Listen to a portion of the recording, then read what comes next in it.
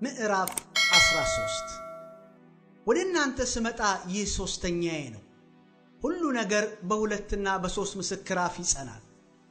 ሁለተኛ በእናንተ ዘንድ በነበርኩ ጊዜ እንደተናገርኩ አሁንም ደግሞ በሩቅ ስሆን ክርስቶስ በእኔ አድሮ እንዲናገር ማስረጃ ከፈለጋችሁ እንደገና ብመጣ እንዳራራላቸው አስቀድመው ኃጢአት ላደረጉት ለሌሎችም ሁሉ አስቀድሜ ብያለሁ፣ አስቀድሜ እምላለሁ። ክርስቶስም ስለ እናንተ አይደክምም፣ ነገር ግን በእናንተ ኃይለኛ ነው።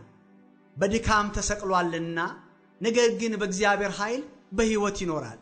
እኛ ደግሞ ከእርሱ ጋር እንደክማለንና፣ ነገር ግን ስለ እናንተ በሆነ በእግዚአብሔር ኃይል ከእርሱ ጋር በሕይወት እንኖራለን። በሃይማኖት ብትኖሩ ራሳችሁን መርምሩ፣ ራሳችሁን ፈትኑ። ወይስ ምናልባት የማትበቁ ባትሆኑ ኢየሱስ ክርስቶስ በእናንተ ውስጥ እንዳለ ስለ እናንተ አታውቁምን?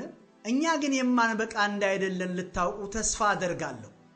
ክፉ ነገርንም ከቶ እንዳታደርጉ ወደ እግዚአብሔር እንጸልያለን። እኛ ምንበቃ ሆነን እንገለጥ ዘንድ አይደለም፣ ነገር ግን እኛ ምንም እንደማንበቃ ብንሆን እናንተ መልካሙን ታደርጉ ዘንድ ነው።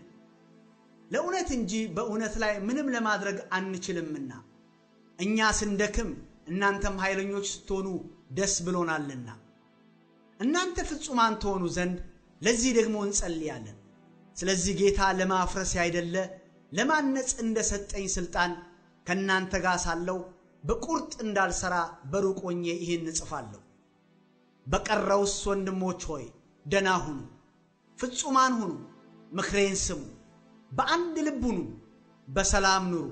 የፍቅርና የሰላም አምላክ ከእናንተ ጋር ይሆናል። በተቀደሰ አሳሳም እርስ በርሳችሁ ሰላምታ ተሰጣጡ። ቅዱሳን ሁሉ ሰላምታ ያቀርቡላችኋል። የጌታ የኢየሱስ ክርስቶስ ጸጋ፣ የእግዚአብሔርም ፍቅር፣ የመንፈስ ቅዱስም ኅብረት ከሁላችሁ ጋር ይሁን። አሜን።